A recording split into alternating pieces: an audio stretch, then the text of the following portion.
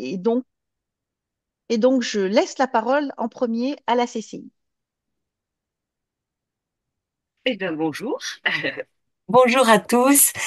Du coup, on va nous aussi présenter cette première partie sur les enjeux de l'économie circulaire à deux voix, donc avec ma collègue Cathy Casaligi. Donc, je laisserai se présenter, ou peut-être, bah, Cathy, présente-toi tout de suite, comme ça je me dis, ce sera fait. Oui, bonjour. Katie Casalgi, je suis responsable du programme Transition écologique et RSE à la CCI Nord-Isère. Et donc, moi, je suis Odile Ribière, je suis conseillère entreprise à la Chambre de commerce Industrie Nord-Isère également, sur tout ce qui est transition écologique et RSE, et entre autres sur les questions d'économie circulaire. Donc, on voulait échanger avec vous et partager avec vous des enjeux, un petit historique, également le contexte. Du coup, j'espère que tout le monde voit bien l'écran. C'est OK pour la présentation?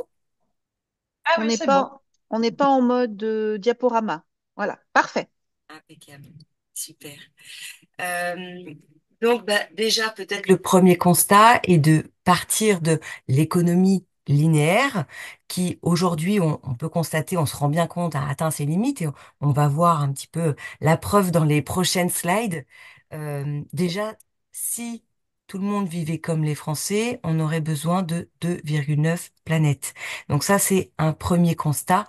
L'économie linéaire était bien l'extraction des ressources, la fabrication d'un produit, l'utilisation de ce produit et comment gère-t-on la fin de vie de ce produit. Ça, c'est vraiment une économie linéaire. On va le voir dans les prochaines slides. Pourquoi, effectivement, aller vers une économie circulaire? On a aussi des enjeux qui sont réglementaires, euh, qui ont permis d'avancer, de tracer la feuille de route de l'économie circulaire avec, dans un premier temps, la transition énergétique. Donc, on va voir juste après un petit peu ce que ça veut dire par là, Euh, mais aussi des obligations de tri des déchets, car on va voir effectivement, on a pour permettre ensuite du recyclage, du réemploi, de la réutilisation, à un moment donné, il faut trier. Donc avec l'obligation, donc 5 flux, aujourd'hui on en est à 9 flux. Donc ça, c'est quelque chose d'impératif pour les entreprises. La loi anti-gaspi, donc qui oblige aussi les entreprises à aller dans ce sens-là, et voilà, différentes obligations par rapport aussi à des contenants réutilisables, etc. Donc, on va dire, on a un premier constat avec des enjeux réglementaires qui vont booster aussi les entreprises d'avancer vers cette économie circulaire. Si on va donc sur voilà, on vous a mis quelques chiffres, hein. Là, l'objectif est pas de faire vraiment on va dire un récapitulatif de tout le contexte réglementaire, parce qu'on y passerait voilà beaucoup trop de temps et ce serait peut-être un peu long aussi pour tout le monde, mais se redire quand même quelques enjeux. La base, on est bien quand même sur une volonté d'aller sur moins 40% d'émissions de gaz à effet de serre en 2030 par rapport à 1990, moins 30% de consommation d'énergie fossile. On est toujours sur une base de 2030. Porter la part des énergies renouvelables à 32% de la consommation finale de l'énergie. Réduire la consommation énergétique finale de 50% en 2050, moins 50% de déchets qui sera mis en décharge à l'horizon 2025 et diversifier la production d'électricité à baisser la part du nucléaire jusqu'à 50%. Donc là, on voit bien, c'est assez général, on parle d'énergie, on parle de consommation d'énergie, mais aussi de production. Pour réussir à atteindre ces objectifs, on n'aura pas le choix que d'avancer effectivement vers une économie circulaire. Pour ce faire, on a effectivement un contexte réglementaire, mais qui a déclenché aussi par la suite des nouvelles attentes des consommateurs. Donc on a effectivement une demande un peu plus forte sur tout ce qui est bio, local, circuit court, mais une volonté aussi de transparence. Là, on peut entendre aussi derrière de l'éthique, de la RSE. Donc, pour se dire un petit peu que tout est lié et on peut effectivement en travaillant sur l'économie circulaire, bien évidemment, avoir cette stratégie RSE. Petite parenthèse. Euh, le Made in France, avec des notions de qualité, durabilité, moins de déchets, ça prend tout son sens, évidemment. On va avoir de la consommation collaborative, de la mutualisation. Enfin, tout ce qui est en lien avec la pollution plastique, donc là, le réutilisable, évidemment. Et enfin, tout ce qui est produits, services responsables de façon générale euh, sur la consommation. Là, on vous propose, voilà, un petit quiz. On vous invite peut-être à répondre ou à même à prendre directement la parole, hein. On est en petit comité, donc n'hésitez pas. À votre avis, quelle est la quantité moyenne de minerais qu'il faut extraire pour fabriquer un smartphone? Donc, vous pouvez prendre la parole ou alors inscrire directement. Euh, Oui, je suis d'accord avec vous. Certainement trop de minerais. Ça, c'est sûr. Donc, à votre avis, 50 kilos, 100 kilos, 200 kilos. Alors, on a 200 kilos, 200 kilos encore deux fois. Bon, on laisse encore quelques secondes. 100 kilos. Bon, allez, ça change. Alors, effectivement, c'est bien 200 kilos. Et c'est un petit peu la raison pour laquelle, effectivement, on voulait le partager avec vous. Euh, on a entre 40 et 60% de métaux dans nos smartphones. On y trouve différents métaux, qui soient rares ou pas. Effectivement, il y a pas mal de métaux rares. Et on trouve intéressant de partager avec vous, parce que c'est vrai on l'utilise tous les jours, mais l'écran qui est tactile, c'est grâce à des métaux comme le tungstène, l'indium, le tungstène qui le fait vibrer, pardon, le néodyme, ainsi que le cuivre et le nickel qui amplifient le son du haut-parleur. Et voilà, il y en a plusieurs autres qu'on peut retrouver dans la batterie. Donc, ces différents métaux ont vraiment euh, une importance et enfin, un usage qui est primordial pour la fonction de notre smartphone. Voilà. Donc ça, c'était quand même voilà un constat qu'on voulait partager avec vous, parce que c'est quand même quelque chose qu'on utilise tous les jours. Pour extraire ces métaux, pour avoir quelques kilogrammes de ces métaux, on est obligé d'extraire des tonnes de roches pour au final avoir quelques kilos et bien évidemment dans notre euh, smartphone, c'est même voilà quelques milligrammes ou peut-être même infime moins que ça dans nos smartphones. Donc ça c'est vraiment quelque chose d'important à avoir en tête, c'est que il faut vraiment extraire des 50 tonnes pour avoir 1 kilo de gallium, 16 tonnes pour avoir 1 kilo de cérium, voilà, etc., etc. Donc, pour la slide suivante, on voulait effectivement bah, se rendre compte, partager avec vous ce constat, hein, mais ça, je pense que tout le monde l'a bien en tête, c'est qu'effectivement, on est approvisionné à 100% de nos terres rares par la Chine.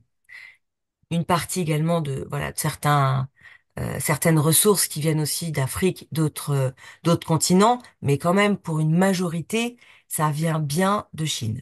Donc on est effectivement tributaire de ces continents.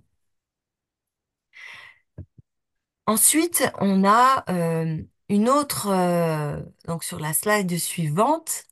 Euh, Là, c'est un schéma que moi je trouve hyper intéressant. On utilise depuis un moment. Donc voilà, les chiffres sont peut-être un petit peu passés, mais je le trouve hyper intéressant. On retrouve bien sur la partie du haut les différents produits qu'on utilise chaque jour, au quotidien. On a ensuite euh, les différentes ressources qui sont utilisées pour ces produits, créer ces produits. Et sur la partie infographie violette, on a le temps qu'on va pouvoir utiliser ces ressources, extraire ces ressources. Donc, on se rend bien compte qu'en fonction des ressources, eh bien, à un moment donné, on risque d'être peut-être un peu bloqué car on n'aura plus de ressources. Tout en bas, on a, dans le petit rond, la possibilité de recyclage. Donc, comme cette infographie date un petit peu, j'espère qu'il y a du recyclage qui a progressé, mais on se rend quand même bien compte, il date hein, de 5-6 ans, qu'il y a quand même une partie des ressources qui aujourd'hui ne sont pas recyclables ou sont recyclables à une petite partie. Malheureusement, on est souvent quand même sur des concepts hein, économiques, évidemment, hein, on ne peut pas se le cacher, mais il y a de la réalisation technique, c'est une chose, mais aussi de la possibilité économique, la viabilité économique. Ça, c'est une autre chose. Donc, on se rend bien compte sur ces 30 matières, 30 matières premières critiques, dont des terres rares, on aura un moment donné, on arrivera en fait à bout de ces terres rares si on ne rentre pas dans une recyclabilité qui s'améliore. Et de là, on va dire, on en découle un peu obligatoirement, en tout cas ça prend son sens. Les entreprises n'ont pas le choix d'aller vers de l'innovation, vers de la R&D pour trouver des solutions. Comment faire peut-être pour récupérer et recapter ces ressources, pour utiliser d'autres ressources. Et du coup, il y a des nouveaux modèles économiques qui sont obligés de se mettre en place au sein des entreprises pour aller vers cette économie circulaire. Donc là, on va arriver aux 7 piliers de l'économie circulaire, donc dans la slide suivante, euh, où on va bien retrouver, bien évidemment, l'éco-conception. On est obligé de partir de l'éco-conception pour pouvoir ensuite déboucher sur de la recyclabilité, sur du réemploi, de la réparation, de la réutilisation. Et là, en fait, je viens de faire voilà les 4 R hein, qui peuvent, on va dire, qui sont primordiaux effectivement sur l'économie circulaire. L'économie de la fonctionnalité. Là, on est plus sur de l'usage que le produit même. En fait, c'est tout simplement de la location. Comment penser le produit avec son usage plutôt que d'acheter ce produit-là? Eh ben, effectivement, on va plutôt penser l'usage et du coup de la location. Et enfin, de l'écologie industrielle et territoriale, où là, on va être sur de la mutualisation, mais aussi comment un produit, une matière qui est vouée à l'abandon et qui est déchet, va pouvoir se transformer en nouveau, nouvelle matière première, nouvelle ressource pour une autre entreprise. Tout ça dans un spectre, dans un territoire bien défini. Et là, souvent, on parle aussi de viabilité économique, c'est-à-dire qu'en fonction du flux qu'on va pouvoir étudier, effectivement, on va avoir un territoire qui va être une zone d'activité, on peut avoir parfois la France, parfois l'Europe, parfois plus, en fonction de la ressource et de la viabilité économique. Donc là, on va partir plutôt sur voilà sur décliner ces différents avec certains exemples. Donc là, Cathy, je vais te laisser la main. Et Oui. n'hésitez pas, hein, s'il y a des questions, effectivement, on l'a pas redit, mais n'hésitez pas à les écrire hein, dans le chat. Donc voilà, on a bien vu hein, tout ce contexte de pénurie des matières, d'enjeux réglementaires, d'attente du marché qui évolue et du coup qui oblige à passer à une économie circulaire.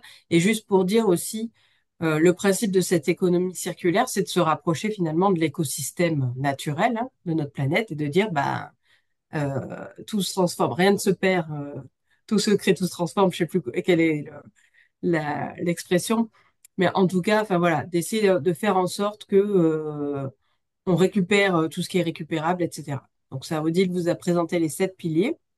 On va re-rentrer un petit peu dans le détail. Donc je commence par l'éco-conception parce que c'est vrai que voilà, quand on crée un produit, ben, l'idée c'est de pouvoir un peu repenser ce produit euh, sur toute la phase, toutes les étapes du cycle de vie du produit. C'est pas quelque chose qui est forcément facile, mais on se rend compte que, bah, à leur manière, en fait, toutes les entreprises peuvent quand même intégrer un petit peu d'éco-conception. Donc, il y a plusieurs manières de le faire. Euh, on peut le faire à la marge du produit, c'est-à-dire en juste revoyant bah, peut-être un produit qui pèse un peu moins lourd. Peut-être qu'on peut enlever un peu de matière. Peut-être qu'on peut remplacer des matières dangereuses par des matières qui le sont moins et qui sont peut-être Coucou. renouvelables, recyclables. On peut aussi repenser son produit de manière complète. Donc là, et là, ça sera une vraie démarche d'éco-conception, mais bon, qui peut faire peur, hein, on en a conscience aux petites entreprises. Et donc là, ça veut dire ben, repenser sur toutes ces phases du cycle de vie, dès l'extraction des matières premières, euh, comment on peut extraire des matières qui sont peut-être moins dangereuses ou qui sont moins énergivores à extraire. Dans la fabrication, comment on peut réduire bah, tous les impacts environnementaux, que ce soit les déchets produits, la consommation d'énergie, les rejets dans l'air. Aussi, une fois qu'on a fabriqué ce produit, ben, comment on va le transporter et faire en sorte qu'on ait peut-être un bilan carbone qui soit amoindri. Il y a aussi l'utilisation du produit, où là, ben, est-ce qu'on a un produit qui, quand on l'utilise, consomme de l'énergie? Et comment on peut réduire cette énergie qui est consommée en phase d'utilisation? Et puis, bah, la fin de vie, comment on peut faire que notre produit, finalement, il soit en fin de vie plus facile à recycler ou à réutiliser, réemployer. Enfin, voilà. Donc, on va voir aussi la notion des 4 R après. Mais c'est vrai que si on réfléchit à tout ça dès la conception d'un produit, c'est quand même plus facile qu'après de défaire, reconstruire un produit. On peut aussi innover sur les fonctions du produit. Voilà, et justement par rapport aux attentes du marché, faire en sorte que nos produits peut-être correspondent mieux à nos attentes futures. Et puis, innovation du système, donc ça, on en a un petit peu parlé. Là, c'est voilà, carrément un changement de modèle et donc vendre un usage, par exemple, plutôt qu'un produit. Donc là, on est sur quelque chose qui est encore plus compliqué. Il y a peut-être quelqu'un qui veut poser une question? Non?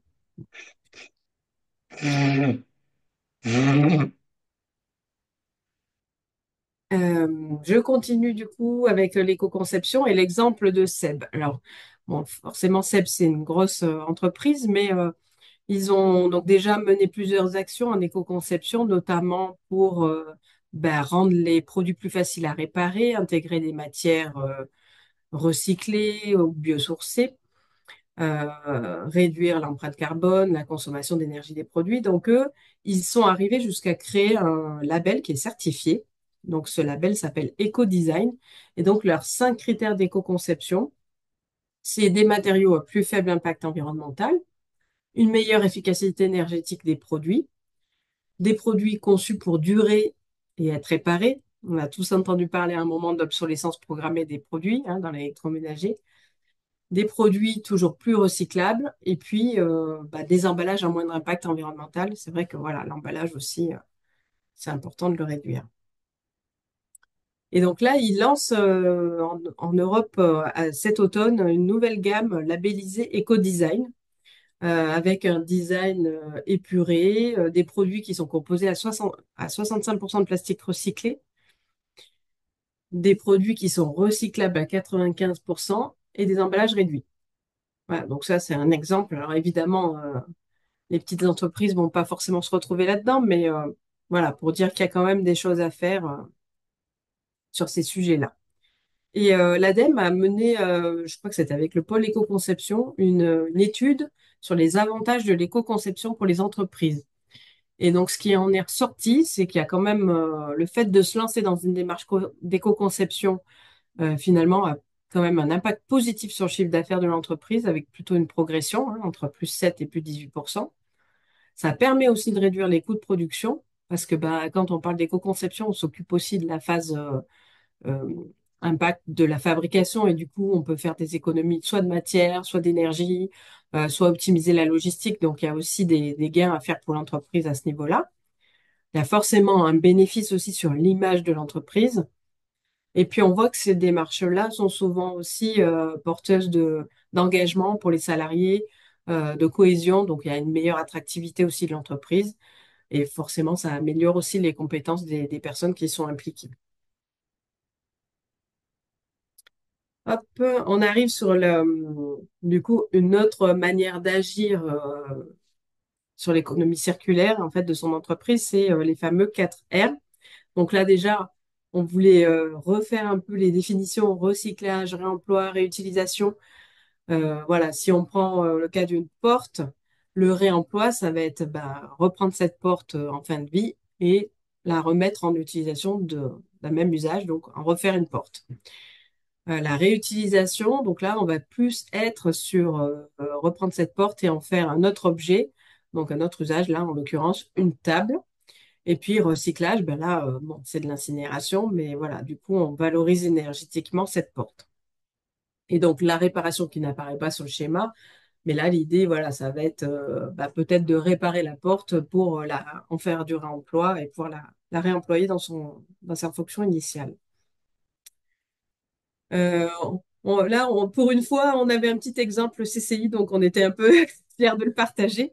On a rénové récemment des salles de réunion et du coup, on est passé par un prestataire qui s'appelle I Would Love et pour lequel on est intervenu sur l'économie circulaire et qui du coup a mis en avant dans un post le fait qu'effectivement, donc notre première salle de réunion que vous voyez en haut là est devenue celle du bas. Et pour refaire ces nouvelles tables, en fait, I Would Love a conservé les pieds en fait des tables, des anciennes tables. Donc ils ont fait du neuf avec de l'ancien. Donc on trouvait que c'était aussi un bel exemple, le fait de dire on n'est pas obligé aussi de tout refaire quand il y a quelque chose qui est encore en état et qu'on peut récupérer. Hop, toujours sur cette notion des 4 R, si on parle plus de recyclage, ce qu'on constate aujourd'hui, c'est que les matières qui sont le mieux recyclées, finalement, c'est celles où il y a des obligations réglementaires. Alors, c'est un peu malheureux de penser comme ça, mais voilà, les obligations réglementaires font quand même avancer. Et vous le voyez, bah là, les automobiles, par exemple, les véhicules hors d'usage, c'est peut-être le premier secteur sur lequel il y a eu des obligations bah, d'intégrer des plastiques recyclés, voilà. Et du coup, on voit que finalement, ces secteurs aussi des équipements électriques, électroniques ménagers, tous les secteurs où il y a eu des réglementations, bah, sont plus avancés en termes de filières de recyclage. Donc ça m'amène aussi à parler de la responsabilité élargie du producteur. Vous avez peut-être tous entendu parler de ces fameuses REP. Donc là, l'idée, c'est l'idée du principe pollueur-payeur. Donc ça veut dire toute personne qui met sur le marché un produit doit contribuer, on va dire, à son recyclage en fin de vie. Donc là, c'est le principe d'éco-organismes en fait qui sont agréés pour faire la collecte et la mise en place des filières. Donc le consommateur va aussi payer une éco-contribution, donc ça c'est voilà un peu nouveau, pour permettre le recyclage en fin de vie. La première filière qui a été créée, qu'on connaît tous, c'est sur les emballages ménagers, avec le petit logo rond. Et donc là, c'est Citeo, qui est un éco-organisme, bah, voilà, bien connu, qui s'appelait avant Éco-emballage, que tout le monde peut-être connaissait mieux sous ce nom-là, et qui du coup, aujourd'hui, est agréé pour ben, organiser toute la filière de collecte des emballages ménagers avec voilà, les bacs jaunes qu'on connaît aujourd'hui. Et donc l'idée, c'était de créer ces filières sur bah, pas mal d'autres déchets, et notamment des déchets professionnels. Donc, on voit que ça a été créé hein, sur les textiles, l'ameublement, et que bah, aujourd'hui, on arrive sur des nouvelles filières qui se développent, notamment sur les emballages industriels et commerciaux en 2025. Donc, vous voyez que ces filières évoluent et que bah, l'idée, c'est qu'il y en ait de plus en plus et qu'on puisse recycler de plus en plus de choses. Alors, il y a quand même des limites au recyclage. C'est ce qui fait que quelque part, il y a un intérêt aussi à penser à tout ça dès la conception du produit, hein. C'est que quand on arrive en phase recyclage, ben, ce qu'on se rend compte, c'est que pour être trié, ben, déjà, pour être recyclé, pardon, les déchets doivent être triés et bien triés, qu'il y a encore des matières qui ne se recyclent pas aujourd'hui, que par exemple, si on prend l'exemple du papier, la fibre de papier est recyclable 5 fois, elle n'est pas recyclable indéfiniment. Sur les métaux, on a les problèmes de contamination des métaux les uns par les autres, et le problème aussi de mélange, en fait, de métaux à d'autres matières qui font que ça rend plus difficile le recyclage en fin de vie. Et donc, on voit que bah, le recyclage suffit pas forcément à répondre. Vous avez une question, Valérie? À Oui, je veux dire, sur le papier, donc il est recyclable que 5 fois, mais quand on va mettre nos papiers dans la bonne benne, comment on distingue ceux qui ont déjà été recyclés? Enfin, comment on gère cette notion de uniquement 5 fois? Je pense que c'est plus au niveau des usines après de papier. Peut-être qu'il est plus recyclable. Ils doivent faire un tri, j'imagine, quand ils reçoivent les papiers en fin de vie pour voir la matière qui est assez bonne pour être recyclée ou pas. Après, techniquement, je ne saurais pas forcément répondre. Je sais pas si D'accord. Odile a une réponse, mais Non, moi je pense que c'est effectivement d'un point de vue qualité. Je pense que ouais. ça se fait presque même tout seul. Je sais même pas si eux, à l'œil nu, ils peuvent voir si Hmm. ça fait 5 fois ou pas. Mais je pense que le papier doit perdre de qualité et ça doit se faire, oui, automatiquement dans le process. Dans l'approvisionnement, ouais, des papiers recyclés, il doit y avoir un tri, j'imagine. D'accord. Du coup, voilà, avec cette demande qui est grandissante d'une part de consommation, un recyclage qui a parfois ses limites, on voit que ben ça fera pas tout quoi. Et bon, on a l'exemple du smartphone, par exemple, qui est constitué de 50 métaux différents, mais aujourd'hui on en a que 10 qui sont recyclés. Donc on peut pas tout miser non plus sur le recyclage. D'où l'idée aussi d'allonger la durée d'usage des produits. Donc ça, c'est aussi une des pistes de l'économie circulaire. Garder plus longtemps nos équipements pour préserver les ressources et puis faire moins de déchets. Euh, on voit aussi que sur les équipements, c'est souvent la phase de fabrication qui pèse le plus lourd sur l'environnement. Par exemple, toujours sur notre smartphone, c'est 75% des impacts en phase de fabrication. Donc, utiliser du matériel reconditionné, c'est une piste aussi, pas toujours acheter du neuf, mais prendre du matériel reconditionné ou entretenir ses équipements parce que quelquefois on a des pannes en fait qui sont juste liées à un mauvais entretien. Donc c'est vrai que voilà, de penser à l'entretien et à la maintenance préventive des équipements, c'est aussi des pistes pour faire durer plus longtemps les produits. Et du coup, en parlant de faire durer, il y a aussi ces notions de réparation. Et on a vu, on a vu arriver une nouvelle notion, notamment un indice de réparabilité des produits. Euh, donc là, l'idée, voilà, c'est la réparation des produits, c'est ce qu'on disait aussi. Si elle est intégrée dès la conception, c'est peut-être plus facile de pouvoir qu'une pièce soit facilement changeable, par exemple, dans un produit. Et, euh, et c'est vrai que voilà, si ça a été pensé à l'avance, c'est quand même plus facile. Sur cet indice de réparabilité, il n'existe pas encore sur tous les produits. Aujourd'hui, il y a une liste de produits. Alors, j'avais sorti pour pouvoir vous les citer, mais c'est principalement des produits d'électroménager, donc lave-vaisselle, lave-linge, smartphone, ordinateur portable. Je pense que vous les avez tous vus hein, en magasin. Tondeuse à gazon, aspirateur, enfin voilà. Plutôt des produits grande consommation, mais on imagine que ça va aussi augmenter dans le temps, ces catégories de produits, un peu comme sur les filières de recyclage. Et donc, ce que je disais, bon, on n'a pas forcément beaucoup mis d'exemples sur l'économie de la fonctionnalité, mais on peut aussi aller vers la vente d'un usage plutôt que d'un produit. Euh, tac. Écologie industrielle et territoriale, alors on en a un petit peu parlé, mutualiser les flux entre entreprises, donc par exemple faire du déchet d'une entreprise une ressource pour un autre.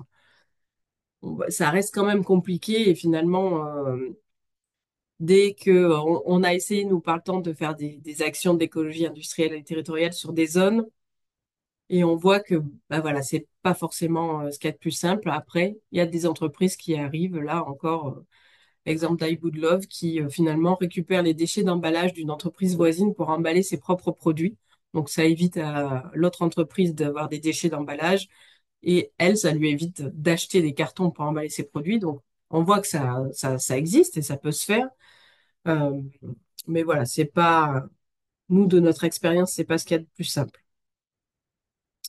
Et puis, on voulait quand même vous citer une plateforme qui a été mise en place par les chambres de commerce et notamment par la CCI Occitanie, qui s'appelle Actif.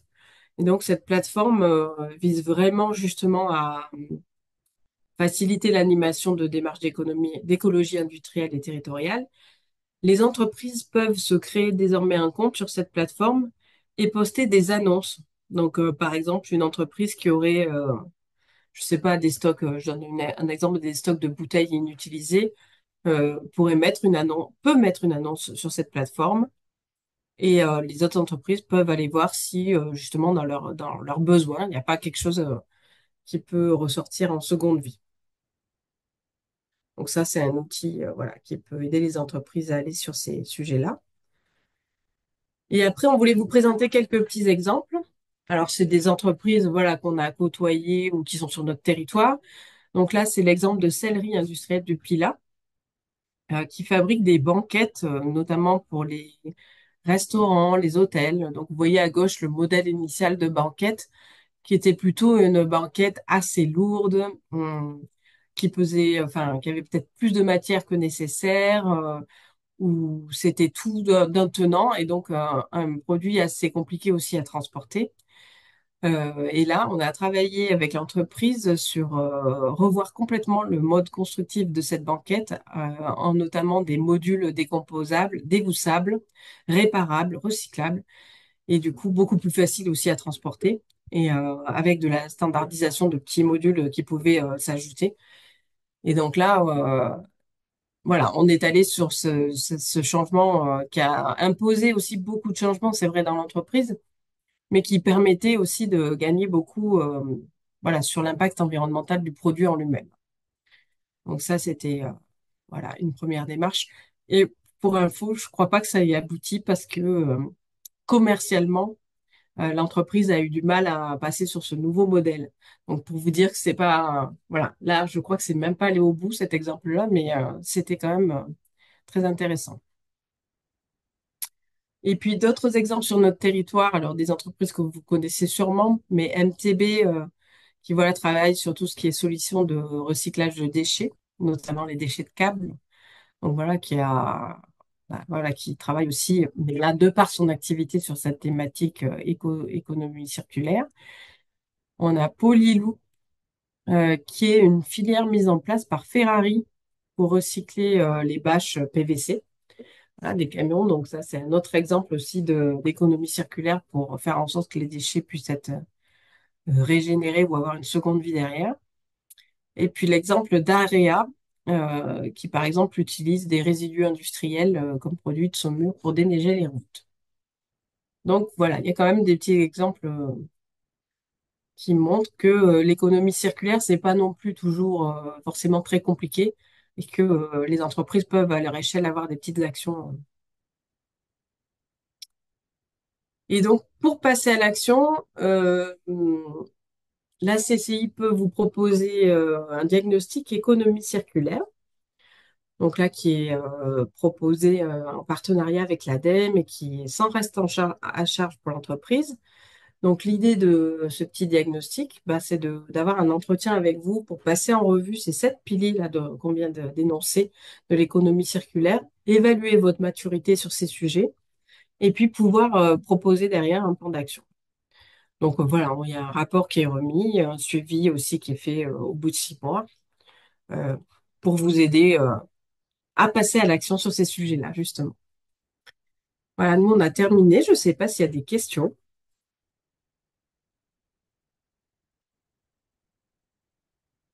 Non, pas de questions. Donc Non, voilà. pas particulièrement. Bah, du coup, on vous a laissé nos coordonnées sur le diaporama si besoin de nous recontacter par la suite. Vous aurez les Ok, diaporamas sur Intrano, hein, pas de souci. ok, merci. Eh, eh bien, merci à vous deux. Puis on va passer la parole à Christophe Richard de la FNOR. Bonjour à toutes et à tous. Merci Valérie et merci pour pouvoir parler de l'économie circulaire. Alors, je vais pas tout reprendre évidemment. Qu'est-ce que l'économie circulaire, de quoi ça parle, quel est le contexte et tout ça a très bien été fait précédemment. Et ce que je voulais porter en complément, moi, c'était vraiment les outils pour structurer et valoriser les démarches, les engagements en économie circulaire. Euh, Moi, je suis Christophe Richard, je travaille à l'AFNOR et à l'AFNOR de Lyon. Et effectivement, on pourrait se poser la question, on l'a vu, il y a déjà des réglementations, mais pourquoi est-ce qu'on se rajouterait des normes s'il existe déjà des contraintes réglementaires?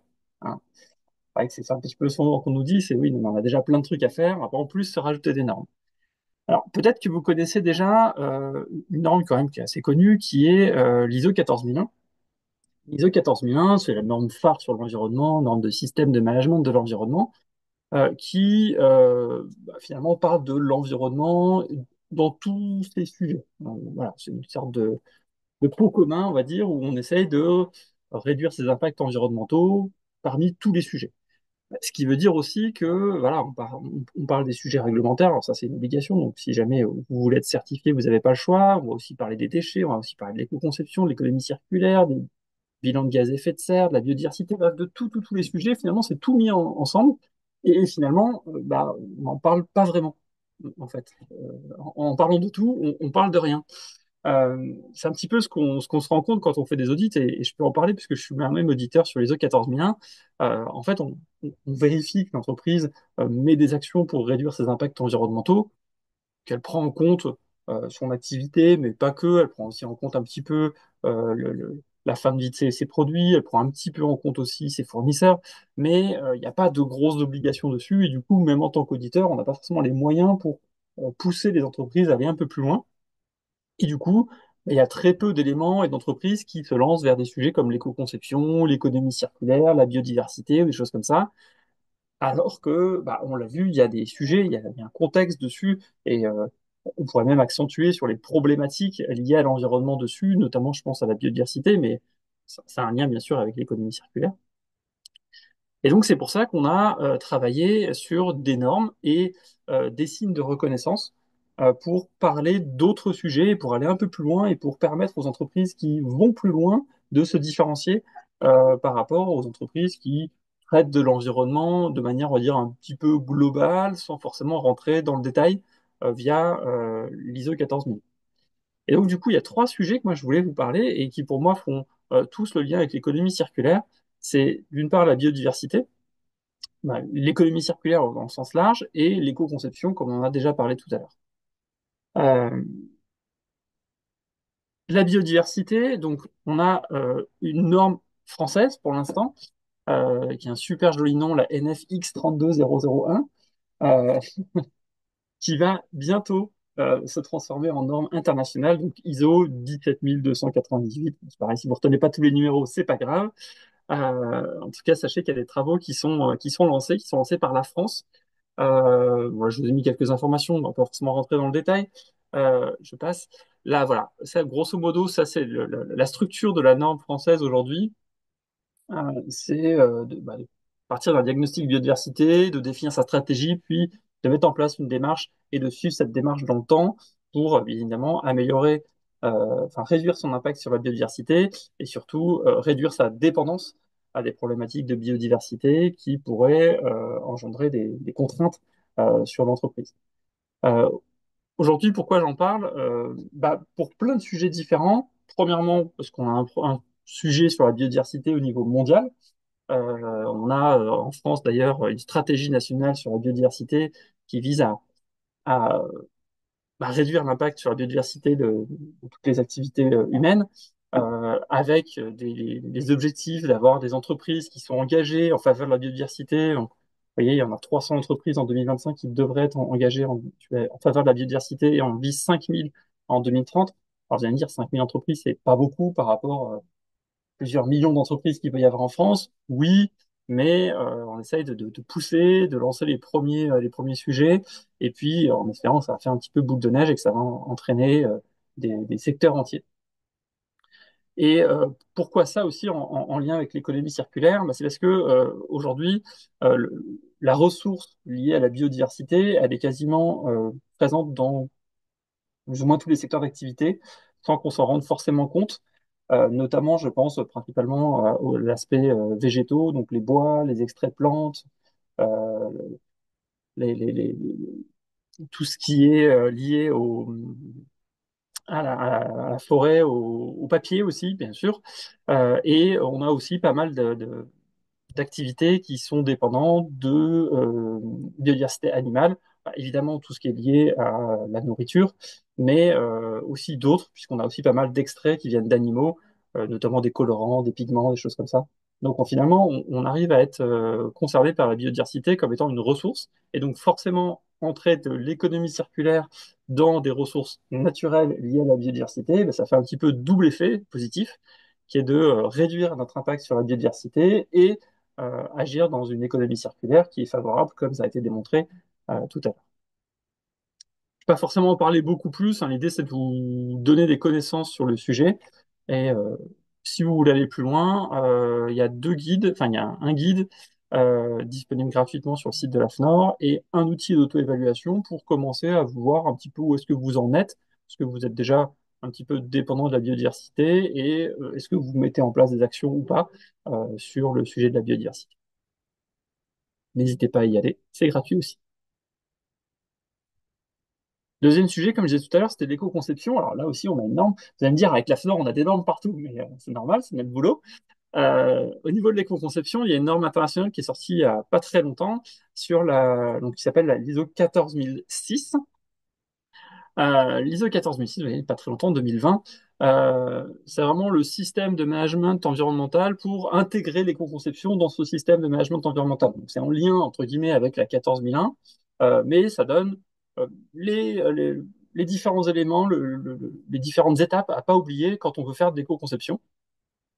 En plus, ça a été travaillé avec le pôle éco-conception de Saint-Étienne, donc on est un petit peu en local, nous aussi. Donc on en profite pour les mettre en avant.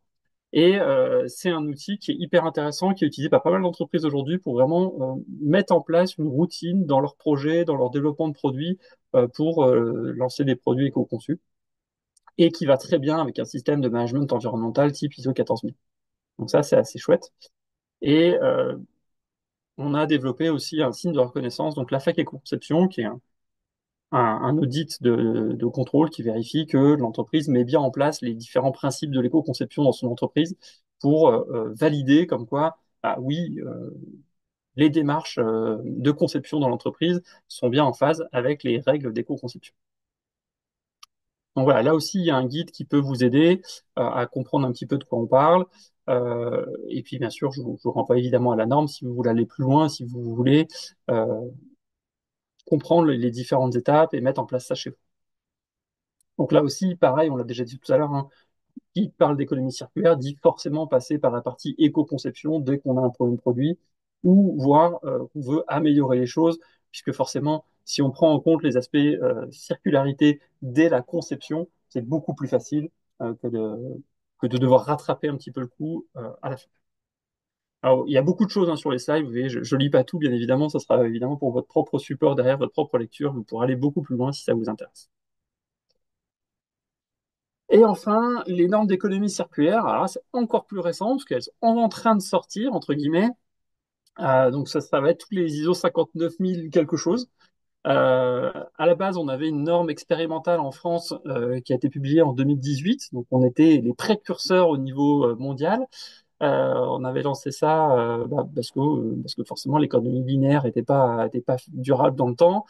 On s'était dit on va travailler là-dessus. Ça a été porté par l'ADEME en France. Et on a créé donc cette norme XPX 30901 qui se transforme petit à petit en plusieurs normes internationales, donc ISO, euh, et avec une très très grande réussite. Alors pour l'instant, il y a trois normes qui sont sorties, il y en a d'autres qui vont arriver. Donc l'ISO 59004, vraiment sur tout ce qui est terminologie, principes, recommandations pour la mise en œuvre de l'économie circulaire. Donc ça, c'est vraiment la base, on va dire. Euh, L'ISO 59010 qui est vraiment lié à la transition des modèles d'affaires et des réseaux de valeur. Donc ça, c'est plutôt sur comment se transformer son économie linéaire d'aujourd'hui à une économie circulaire demain avec les différentes étapes. Et enfin, là, l'ISO 59020 qui est vraiment un outil d'évaluation, de mesure de est-ce qu'on est circulaire ou est-ce qu'on l'est pas, ou à quel degré on est circulaire. Parce que quand on dit circulaire, on voit une jolie boucle où il y a rien ne sort et tout est vraiment circulaire. Ça, c'est la théorie. En pratique, c'est très compliqué d'avoir 100% des ressources qui restent en interne. On l'a vu rien que pour le papier tout à l'heure. Le papier peut être recyclé que 5 fois, parce qu'effectivement, les fibres de cellulose s'abîment et après, on n'arrive plus à le tisser, entre guillemets, pour faire du papier. Et donc après, on le transforme en autre chose. Mais du coup, ça sort de la boucle circulaire fermée du papier. Donc on ne peut pas être 100% complètement circulaire à vie, entre guillemets, avec les ressources. En tout cas, c'est très rare. Donc là, cet outil-là, là, 59020, est là pour mesurer un petit peu le degré de circularité pardon, d'une activité. Puis on a potentiellement d'autres qui vont arriver sur... alors, je ne sais pas encore s'il va y avoir une norme de système de management de l'économie circulaire. A priori, oui. mais on peut jamais présumer tant que c'est pas voté au niveau de l'ISO. En tout cas, il y a plein d'outils qui sont créés au fur et à mesure au niveau international pour aider les entreprises à transformer leur activité vers une activité sous modèle circulaire. Donc ça, c'est assez chouette. Et à la FNOR, depuis la version française de la norme, mais ça marche aussi maintenant pour les versions internationales, on a aussi une certification à FEC Économie Circulaire qui est là aussi pour pousser et pour promouvoir les entreprises qui se lancent dans ces démarches. Parce que, c'est pas simple, donc autant mettre en avant ce qu'on fait pour communiquer et puis pour faire valoir nos avancées qui sont quand même assez rares encore aujourd'hui. Donc voilà ce qui devrait arriver rapidement. Les fiches de données sur la circularité des produits, donc là, sur la 59040, la 59014 aussi, qui est en développement, qui devrait arriver sur tout ce qui est durabilité, traçabilité des matières secondaires, parce que qui dit économie circulaire, très souvent dit multiplicité d'acteurs. Et donc, du coup, comment est-ce qu'on s'assure que un produit qui nous est vendu comme étant recyclé, par exemple, ou issu d'un traitement d'une autre entreprise, est bien issu de quelque chose de recyclé? Il y a cette question-là qui se pose aujourd'hui de plus en plus. Que quand on dit je mets 60% de produits recyclés dedans, d'accord, et moi, quand on m'envoie 100 kilos de plastique recyclé ou 100 kilos de plastique pas recyclé, je ne sais pas faire la différence, en fait. Donc, si mon fournisseur, on va dire, magouille, je ne peux pas vérifier. Donc, comment est-ce qu'on fait la traçabilité de ces éléments-là? Ça devient de plus en plus important, notamment parce qu'il y a des obligations réglementaires et puis parce que il y a des marchés publics ou privés qui sont donnés à des entreprises parce qu'ils annoncent plus de recyclabilité dans leurs produits ou des choses comme ça. Donc, forcément, il faut qu'ils puissent le prouver. Donc, du coup, cette norme va venir pour aider à prouver les choses. Et puis après, on a peut-être d'autres outils qui vont pouvoir aider les entreprises via les normes sur des retours d'expérience, des différents sujets pour voir un petit peu comment est-ce qu'on peut s'améliorer sur les différentes étapes de l'économie circulaire.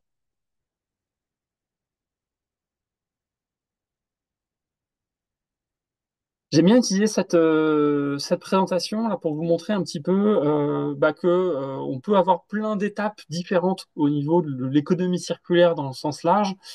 Et alors évidemment il y a les signes de reconnaissance, mais on voit aussi que à chaque étape c'est une nouvelle façon de travailler qu'il faut mettre en place, une nouvelle entre guillemets économie circulaire sur chaque étape qu'il faut repenser. Et on se rend compte que plus il y a d'étapes dans notre activité, plus ça devient compliqué d'avoir quelque chose de 100% en économie circulaire. Donc ça, c'est assez intéressant de s'en rendre compte, de se dire on peut pas tout faire d'un coup, mais essayer de travailler étape par étape, fournisseur par fournisseur, fournisseur de fournisseur par fournisseur de fournisseur, et ainsi de suite, pour essayer de rentrer dans toute une économie de la circularité globale. Et ça, donc on l'a dit, hein, sur la matériaux, sur la fabrication, sur l'assemblage, sur le commerce, sur l'emballage, sur plein de choses comme ça, jusqu'au recyclage final des produits, des matières, des ressources. Et donc, tous ces différents éléments-là peuvent être, euh, alors pas forcément toutes, mais en tout cas une bonne partie, peuvent être validés par des outils de certification, de reconnaissance, notamment via la FNOR, parce qu'on propose pas mal de choses sur ces différents sujets-là. Vous voyez, on propose des validations comme quoi quelque chose est vraiment issu du réemploi, parce que ça aussi, je sais pas si vous avez vu, il y a eu des alertes au niveau de la presse comme quoi certains fournisseurs de matériel, notamment technologique, soi-disant issus du réemploi, c'était pas vraiment issu du réemploi. On avait certaines fins de série qui passaient directement du producteur au vendeur en soi-disant réemploi, enfin, comment on appelle ça, reconditionné. En fait, c'était pas vraiment du reconditionné, c'était du neuf détourné, on va dire. Voilà, comment est-ce qu'on peut vérifier tout ça, si c'est vraiment du réemploi, si c'est vraiment du reconditionné, si c'est vraiment du recyclage. Pour ça, on a des outils, nous, en termes de vérification, validation des différents chaînes de valeur, pour assurer les choses, donner de la confiance, pour que aussi cette économie circulaire soit pas, il n'y a pas des gens qui trichent à l'intérieur et qu'on puisse s'assurer de nos fournisseurs, de nos co-traitants, de nos partenaires et être certain qu'ils fonctionnent comme c'est prévu. Ça, c'est pas toujours facile. On a de plus en plus, malheureusement, de dérives au niveau de l'économie circulaire. Donc voilà, je vous ai donné pas mal de choses. Sachez qu'en tout cas, il y a beaucoup, beaucoup d'outils qui se développent, que ce soit côté éco-conception, économie circulaire, validation, vérification de tous ces éléments-là qui sont parfois un peu du greenwashing pour certains, d'autres le font très bien, au contraire. Donc, ça peut être intéressant de valoriser les bonnes démarches pour les confronter à des références, notamment des normes, qui sont reconnues au niveau international et qui peuvent être un gage de confiance pour les clients, pour les partenaires et pour les consommateurs au final. Un petit peu ce que je voulais partager aujourd'hui. Il y a plein d'autres sujets qu'il y a aussi dans le support que je vous donnerai. N'hésitez pas à nous contacter si vous avez besoin. Et bien sûr, je suis là s'il y a des questions. Voilà. Est-ce qu'il y a des questions? Est-ce que certains d'entre vous sont déjà engagés dans des économies circulaires? Chez Pfeiffer Vacuum, par exemple, Franck, est-ce que vous avez déjà des choses qui sont mises en place?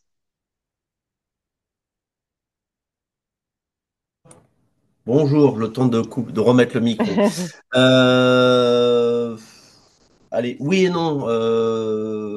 En tout cas, dans nos analyses, on fabrique des systèmes de pompage. Donc, je précise juste. Et donc, c'est de